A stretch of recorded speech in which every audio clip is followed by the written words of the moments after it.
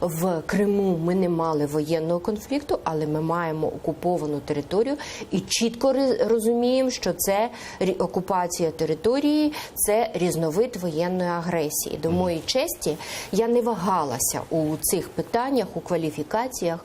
У березні 2014 року, коли от теперішні всі очільники держави страшенно боялись назвати речі своїми іменами, я, будучи радником президента з конституційних питань, залишаючись працювати в адміністрації президента, виступала у Раді Європи, в Конгресі місцевих регіональних влад Ради Європи, була керівником делегації української. Ми відстоювали у дебатах в Раді Європи і відстояли позицію того, що в Криму був псевдореферендум, що це був і неконституційний, і не по стандарту міжнародного права проведений референдум, і на території Криму була здійснена воєнна агресія. Хоча зелені чоловічки просто ходили мовчки, так? Слава Богу, там відкрито не було такої стрілянини, як це, скажімо, ми маємо на Донбасі.